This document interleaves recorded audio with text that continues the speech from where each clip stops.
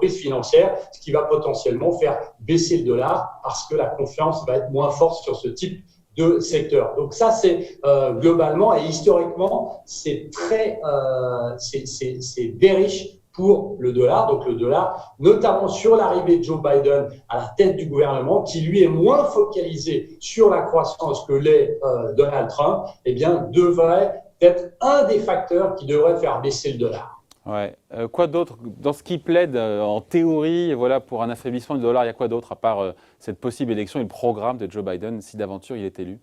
Alors, il y a aussi un autre événement qui est extrêmement important, c'est évidemment la réunion de l'Union européenne qui vont décider ou non du plan de sauvetage massif de 750 milliards d'euros. Donc ça devrait dynamiser la vigueur économique du bloc européen.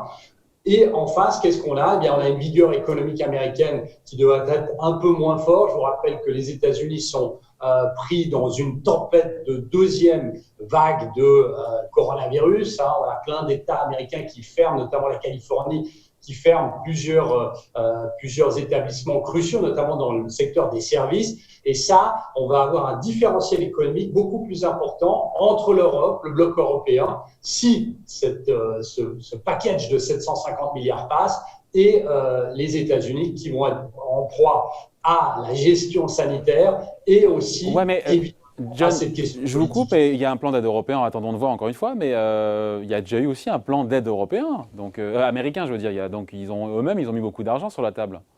Exactement, mais il a déjà été digéré par le consensus et on a vu que c'était la première partie. Je vous rappelle quand même qu'il n'y a pas très longtemps, sur la parité euro-dollar, on était à 1,08, donc là on est à 1,14 et potentiellement on pourrait avoir cette deuxième vague si ce programme européen devait passer, ou en tout cas si les discussions devaient avancer, parce qu'il est peu probable que ce soit signé immédiatement, mais ça va avancer et les anticipations vont vraiment avoir lieu dans ce sens. Le dollar n'a pas déjà intégré cette gestion chaotique de la crise sanitaire aux États-Unis avec ses reconfinements, vous l'avez dit, la Californie, reconfinement ou refermeture de l'économie qui peut entraver cette reprise économique américaine sur laquelle misent les marchés?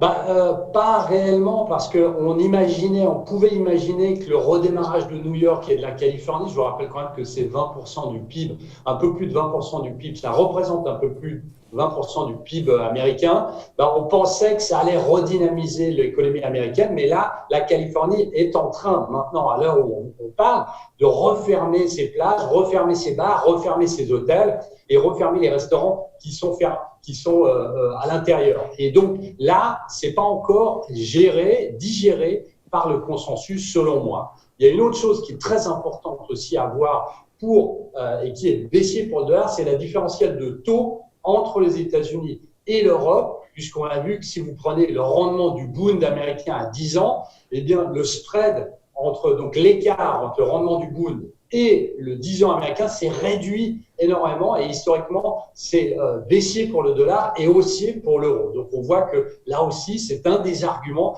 qui plaide en faveur de cette fameuse planche savonneuse du dollar. Ouais, et un mot sur les banques centrales, John, dans l'action qu'elles mènent, comment elles peuvent influer, encore une fois, sur l'évolution et donc une potentielle baisse on a du vu un dollar? phénomène assez étrange ou assez spécial si on le compare avec 2008, c'est que vous avez eu une demande de dollars des banques centrales qui a été inférieure à ce qu'il y avait eu en 2008, puisque la Fed a immédiatement inondé le marché de dollars. Vous vous souvenez qu'il y avait 12 banques centrales qui avaient signé un accord de swap pour mettre de la liquidité en dollars sur le marché pour pas qu'il y ait une pénurie. Et là, on a vu que la demande était moindre des banques centrales. Donc, le fait que ça arrive comme ça, on a l'impression que les banques centrales ont déjà intégré qu'il n'y avait pas un risque systémique du marché. Et là, ils ont moins besoin de dollars. Donc, on voit qu'ici encore, eh bien, c'est un argument qu'on peut mettre en avant pour la baisse du dollar. Cette conviction qui est la vôtre sur la baisse du dollar, est-ce qu'elle est contrariante ou est-ce qu'elle est partagée par un bon nombre d'opérateurs? Parce qu'on sait que quand il y a un consensus sur une direction, souvent, ça va dans l'autre sens.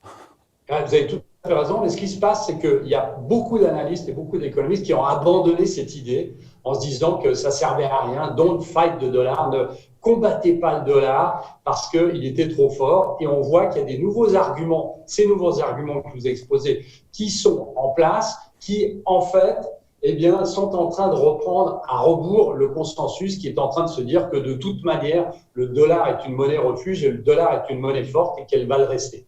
Mais donc, ça devient de plus en plus anticonsensuel. C'est ce qui me plaît aussi pas mal. Ouais. Qu'est-ce qui reste dans l'autre sens, on finit là-dessus, dans les facteurs de soutien au dollar? Parce qu'encore une fois, en temps de crise, vous l'avez dit, en temps de crise, le dollar reste, voilà, reste la valeur, pas de référence, mais on achète du dollar quand on a peur. Exactement. Maintenant, vous avez vu comment s'est excité le marché ces dernières semaines sur la potentielle découverte d'un vaccin. On a l'impression que plus on va avancer non pas dans la découverte d'un vaccin, ça prendra plusieurs mois, mais plus les éléments vont se calmer et plus moins le dollar va être une monnaie refuge. Et on a vu aussi pendant cette crise que les monnaies refuges n'avaient pas tellement été le dollar, ça avait plutôt été le franc suisse ou l'yen. Et donc, alors, dire qu'on abandonne le fait que le dollar soit une monnaie refuge, c'est faux. Ouais. Mais c'est plus, en fait, en train de tourner autour d'autres monnaies, en train de se diversifier, plus que le roi dollar. Voilà, roi dollar qui pourrait être sérieusement écorné. Et donc, en parité euro-dollar, sans faire une projection, parce que c'est compliqué, mais on est à 1,14, on pourrait aller où et quand? On pourrait aller à un 17 avant la fin de l'année, voire un 20 sur un excès.